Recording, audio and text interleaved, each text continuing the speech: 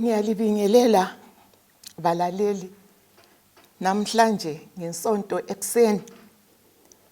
Sibonga inkosi ngomusa wayo okusinika impilo kuze kufike lesi isikhathi. Sigcinwe yisandla sakhe esingcwele. Siyayibonga inkosi, kumele siyidumise ngeqiniso.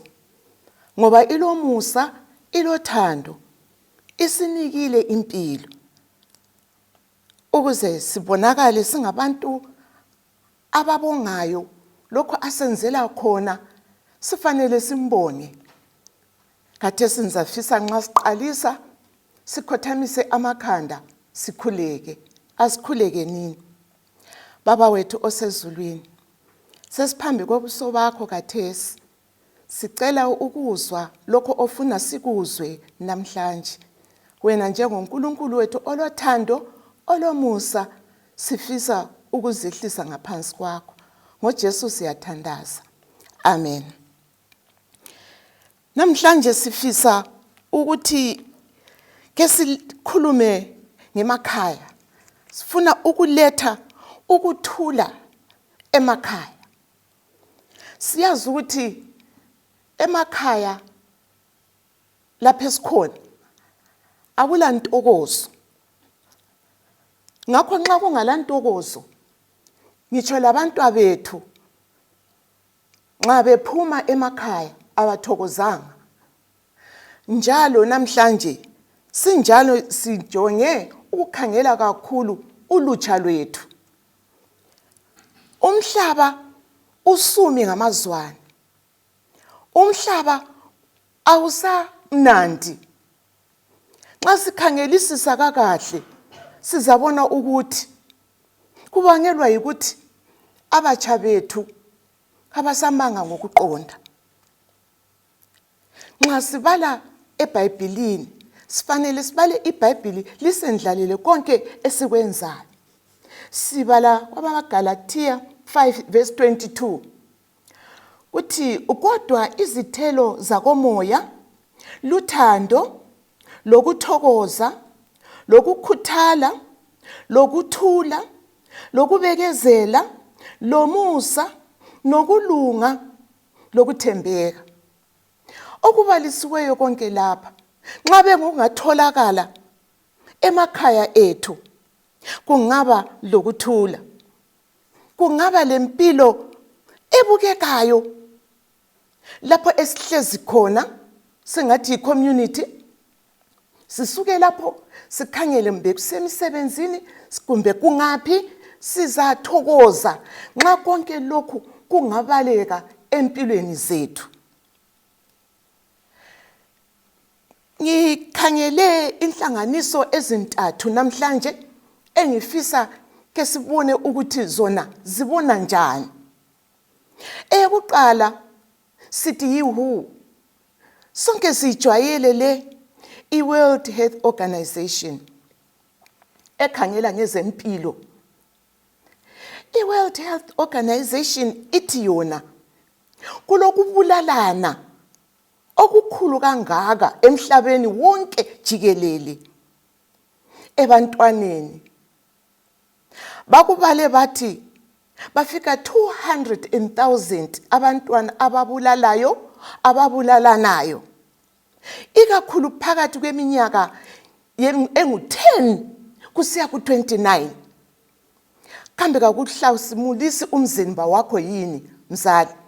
Umntanakho ongu-10 nxa ezabulala, umntanakho ongu-10 nxa ezabulawa kakaboni lutho, ulokhe usadinga ama-school fees ukuthi afunde umntanakho abe ngumuntu ozwayo, kodwa usebulala kumbe usebulewe. Bathi bona kuhu i-83% yabantu laba ngabantwana abafana bethu, abantwana bethu besilisa. 83% itholakala ebudlwangudlwangweni lolu olokubulalana.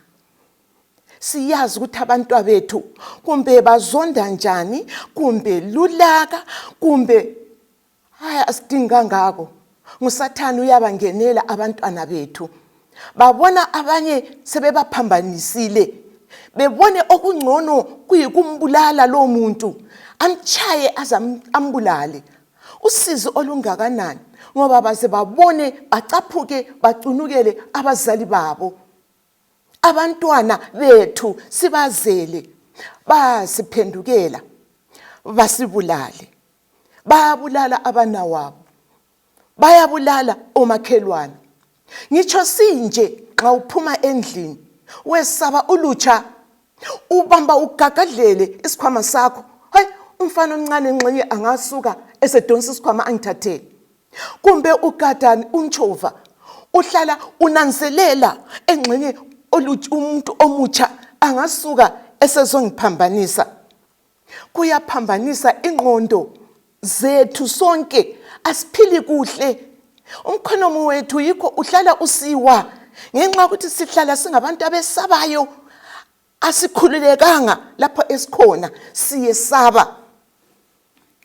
Phakathi kobudlwangudlwangu obukhona emhlabeni,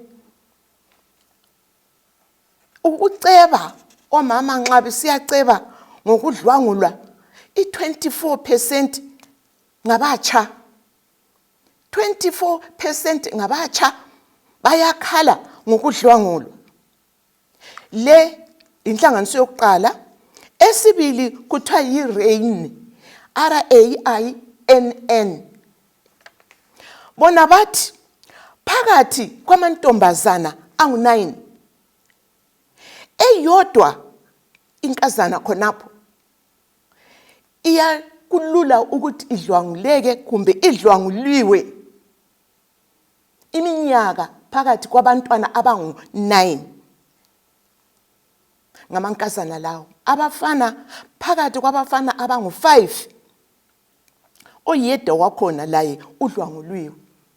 Siyazi izikhathi eziningi sizwele ukudlwangulwa kwabantwana abangamankazana, kodwa kuthiwa bakhona njalo abangabafana labo abadlwangulwayo. Kubuhlungu kangakanani ukuthi abantwana bethu oyedwa phakathi kwabantwana abangu-9 uwela engozini ebuhlungu kangaka. Abantwana abaleminyaka engu-16 kusiya ku-19 yibo abalula kangaka. Angazi ukuthi ngalifaka ibala leli limnandi kodwa lapha kalikho kahle. Yibo abakhanya ngani banika laba abadlwangulwayo amadlabuzane okubadlwangula. Abantwana bale 16 iminyaka kusiya ku-17. Nkosi yami, asibazweleni abantwana. Kambe nxa umntwana eleminyaka engu-16 lusane lungikhaya ludlwanguliwe, uzwa njani mzali? Into ekhona ukuthi abantwana babe bemazi umuntu omdlwangulileyo isikhathi esiningi. Kwesinye isikhathi kabananzeleli ukuthi umuntu bengubani, kodwa esikhathini esiningi bayakwazi ukuthi omphambanisileyo ngubani. Kodwa bese kusonakala kusiya phambili, ngoba nxa umntwana efika ethi uyabika, liyazi abadala kumbe lathi ikuzonda, umntwana engakakhulumi lokuthi ufuna ukuthini, angathi mama usuka akuthule wena manumbangela umsindo. Umntwana awukwazi ukuthi ufuna ukukutshelana. Umntwana engxenye ukhona omunye osembambe kubi phandle la ufuna ukuzokutshela, wena usumxoxela khatshana. Umhlaba usumubi bazali, asivuleni amehlo sinanzelele sibone okuyikhona okumele sikwenze. Abantu bethu siyabathanda kakhulu. Umzali engxenye abantwana bona bangabona ungani mina abazali bami basangithandi. Kwesinye isikhathi sasibezwe besitsho njalo. Kodwa thina kakuphumputheke, awungeke wakuphumputha ukuthi sibathanda njani abantu bethu. Yikho silala singalele udinga ischool fees. usiyasebenza lemisebenzi yena umntanami angeke wawusebenza ukuze ngithole ischool fees ngenxa yani yokumthanda. Kodwa omubi uyenza abantwana basihlamuke, abantwana bangasalaleli, abantwana bengasenzi kuhle okumele bakwenze. Asizamenini bazali ukuthi ke sizama ukusondelela abantwana. Sikhuluma ngolutsha from 10 to 29 years. Badinga ukuxhaswa yithi abadala. Sikhulumelani njalo bantwana. Zazini ukuthi lilabazali abafanele baliqondise empilweni. Nxa lingasalalelanga abazali njengokutsho kweBhayibheli lizakonakalelwa. Libatsha emhlabeni. Abazali benu ngabadala. Bakubonile konke. Okunye bakubonanga esihlobeni zabo, kodwa bakubone kwabanye abantu. Bakubona kuphambanisa impilo yomntwana.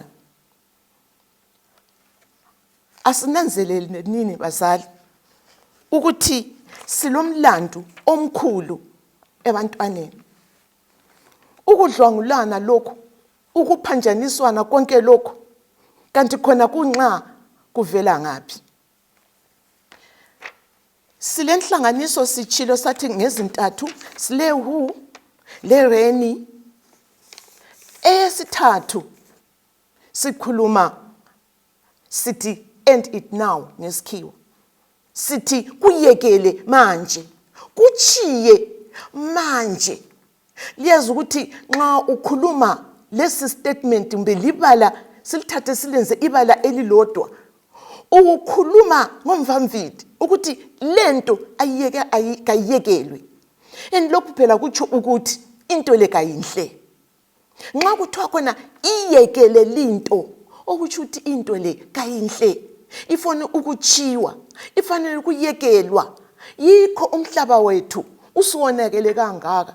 Sibambelele ezintweni ezenza ziqalisa imuli zethu zingaphili kahle. Kungene ku community lapho esihlala khona. Lapho abaza kuya khona kuyabe kungalantokozo. Uyakhula umntwana omncane, simthe ibizo lakhe nguJohn. uJohn wayezazisa yena. Wayefuna yonke into yenziwe ngokufuna kwakhe. Wayengatshelwa lutho engekhaya. Ngingazi njalo. Engxenye wayenomzali wayemthanda kakhulu. Amtshele ukuthi tshela abanye bathi aniyekele nini uJohn bakithi lani liyamazi. uJohn esonakala esiya phambili. Wakhule eziqhakathekisa umntwana. Waqina engalalutho lwakhe olubanjwa ngomunye. Engalalutho alwenzakala engafuni. Engathandi kwakusenziwa intando yakhe. Uthe senjalo uJohn wakhula. Waba nguJohn osekhulile. uJohn nangu sesiya emsebenzini. Sesiyasebenza phela uJohn. Hantsho abazali bamfundisile. Bebemthanda labo. Bamfundisa bathi umntanethu uyakhula. Bengazi ukuthi umntwana kukhona abangakubonisisanga, abangakulungisanga. uJohn wakhula eselfish enjalo. Uthe ekhulile uJohn wadinga umsebenzi wawuthola. Uthe efika khona ngale uJohn waqhubeka ngempilo yakhe yona lena yokuthi yena untando kayiphikiswa. Yena ngakhuluma ukhulumile, yena kaphikiswa lutho. uJohn uthe senze njalo. Kawuzange kube mnandi emsebenzini. Abantu abazange bemthande. Kodwa yena ngenxa yokuthi wayevele engumuntu ofuna ukuthi ahlale elalelwa, enguye onguyena wazi ukukhuluma. uJohn kwelinye ilanga uthe esesebenza waya emsebenzini wakhe khonapho waya kwalaba abamkhangeleyo. Laba abamkhangeleyo awuzazama ukuba ngu-nice boy, ngu-good boy, enze kuhle. Alabana abantu bazibathi hayi umntwana lo ulungile kakhulu, baba lo ulungile, asimphene amandla. Bamnika amandla. Waba yilokho esikutsho kulezi insuku yi-supervisor. Waba yi-supervisor wabanye. Badla imbuya ngoluthi. Wabathwalisa nzima. Balimala enhlizweni abantu benkosi. bakhala badubeka kwaze kwayafika kibo abakhulu ababemnike abandla babonti hayi lapho umsebenzi awusahambi kuhle kulokudubeka kulokukhathazeka kulokuthize umbengxenye abanye bahambe babanyenyezela abakhulu abakwazi sikwazi kodwa bacina bemhlubula amandla lawana kulapho baqalisa ukuzwa ngcono lapha baqalisa ukuzwa emsebenzini ukukhwabitheka ukuhlala emsebenzini kulungile kusukele ngaphi lokho bazali ncabe ngingabuza kusukele ngekhaya uJohn uqalise ngekhaya simkhangele bazali bami ethatha isinkwa somunye omunye sekhala kanti uJohn kuyini ukhalelani uJohn sethe isinkwa sami amiyekele la uJohn la uyamazi uJohn yona abanye bayakhala nangu uza kuthwala uJohn uzaze aye lemsebenzini impilo yakhe ngasoke ibe mnandi awu bazali bami abantwana sibathanda kangaka sibafundisa kuhle kangaka sifuna bakhule babe ngabantu loba ephiwa inyembe emsebenzini asebenze kuhle labanye asebenze enanzelela ukuthi lo ngumuntu ngimlalele kanti ukhala ngani kanti uzwa njani kanti kuthiweni hathi ukuthi as long as mina kungilungele lowana zindaba zakhe akufanelanga kube njalo kwasukela ngekhaya kulutsha lwethu umntanethu endlini simgcinile simondla sithi siyamthanda kanti kukhona okunye esingatshengiseli uthando kukho ezimulini khonapha lapha esikhona umntwana akasoze sithe ihu ithe 83% ngabantwana abangabafana asibambeni khonapha uqala umntwana akasoze aphile impilo enhle ahloniphe nxa ebona umama lo baba besilwa akasoze aphile impilo eqondileyo uzayakulwa kuphela laye lapha akhona uzitshela ukuthi ubaba nxa echaya umama abankazana ayachaya umfazi uyachaya umuntu wesifazana sonto yalutho phela siyabona ezindlini lapha ongubaba kwesinsikhathi angazonda uzaza thena uyaza abafazi amakhanda abo vele kathathi ngokutsho njalo umntwana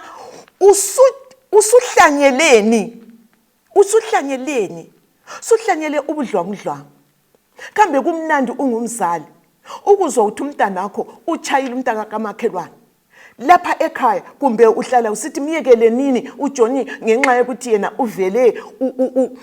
uvele liyamazi uvele unjalo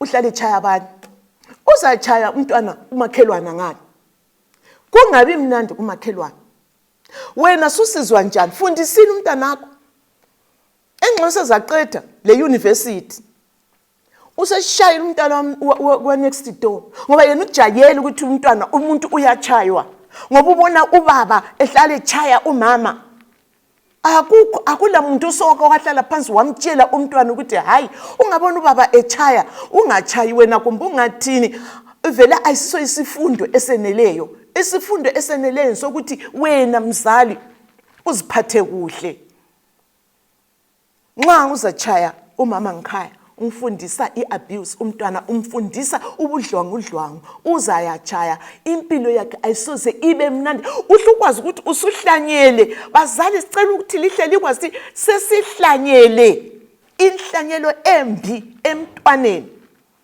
abantwana khonapha ekhaya abasoze bakhule kuhle nxa bebona unina zizinyembezi nsuku zonke kumbe unina ilihlo libomvu kumbe unina kutheni kakukuhle asihloniphane nini khonapha ekhaya njalo umama uyathatha umne wabo athi buya lapha uzohlala lami sincedisana khonapho ekhaya abesedlwangula umntwana oyinkazana emdlwangulile uze umama esesithi wena kuyini khumbuke walalela nxa elalele abesisithena hayi wena manje sure nxa sengizabophisa umnewethu sure ngitsho labakithi ekhaya sure bazangibona njengomuntu onjani.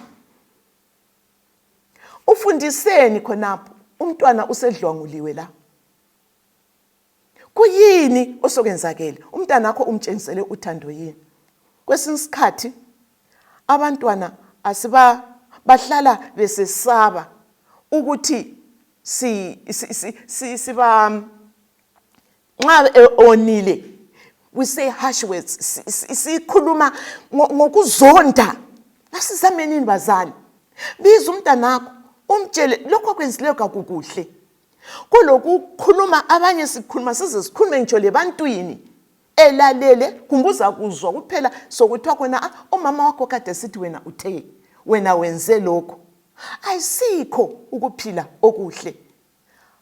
Bantwana bami abatsha ngicela ukulitshela ukuthi impilo simele siyifake ezandleni zikaNkulunkulu. Sitshilo sathi sithanda sathi impilo yethu isezandleni zikaJehova.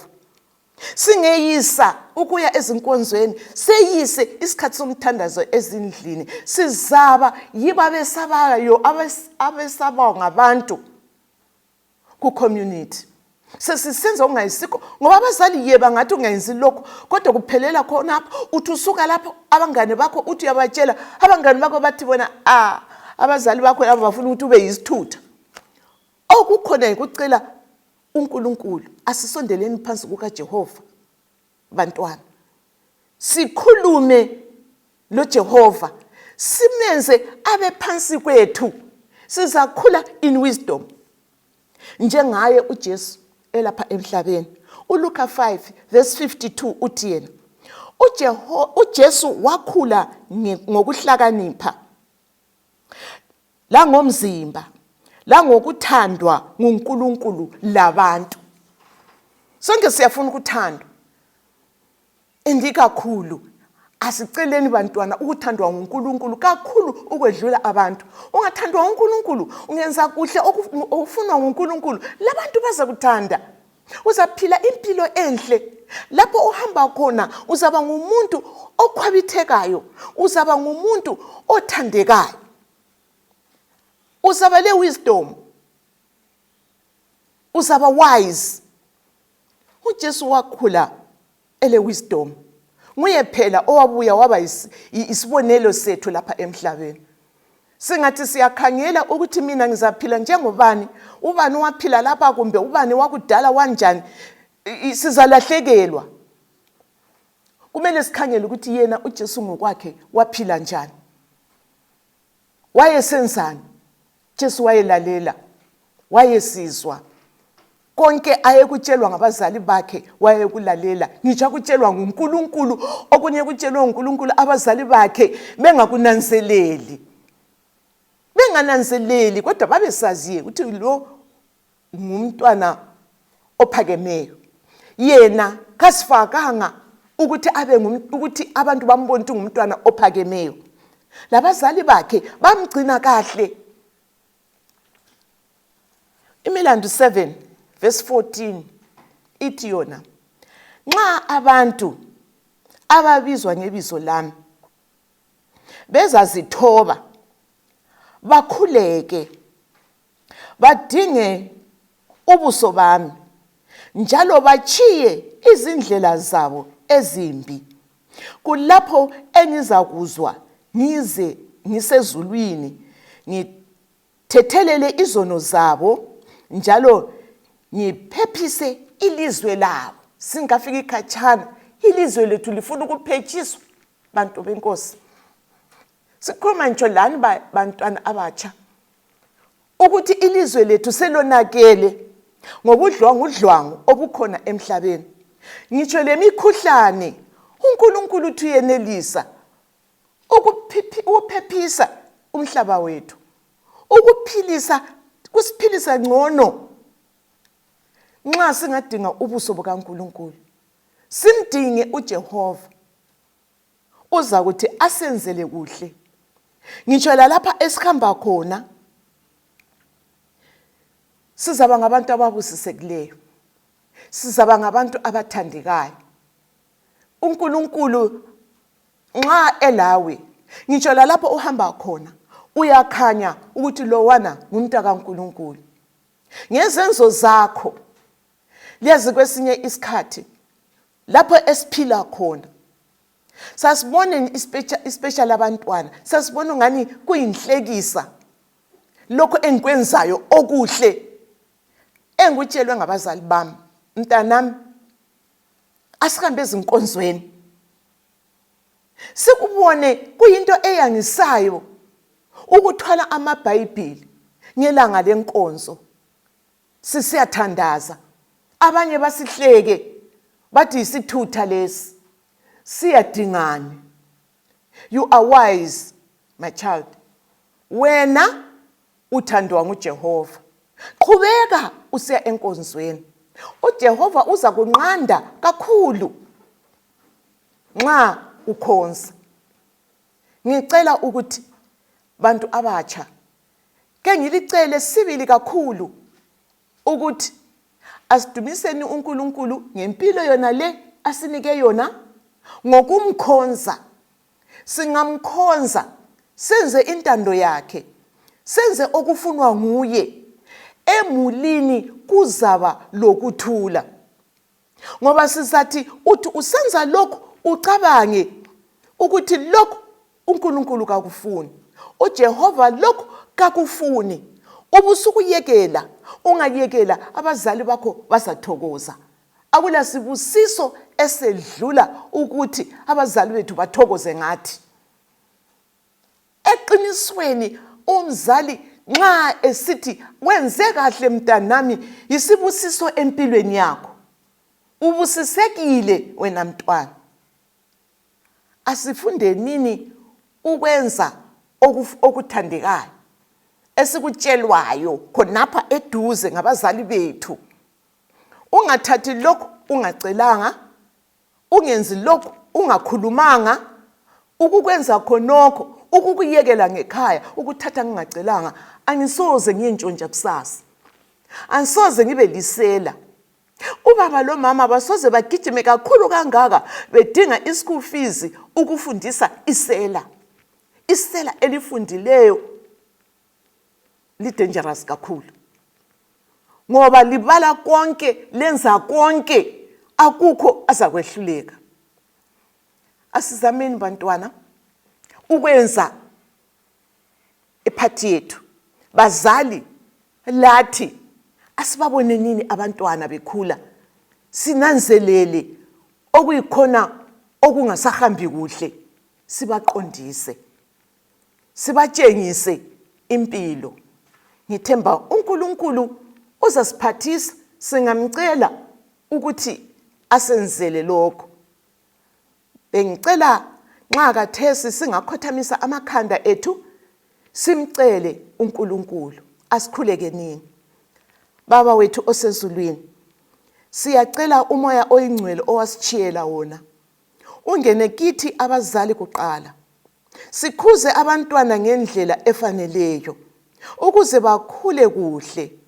Usisize Baba, sodwa siyehluleka, bayasehlula kwesinye isikhathi, kodwa siyazi ukuthi wena ma ulathi sizawuthi siphumelele. Ngitsho labo abantwana bazawuthi konke kuhambe ngesihle nxa wena umoya oyingcwele uphansi kwabo.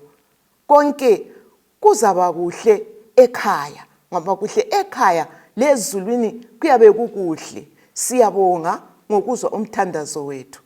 Amen.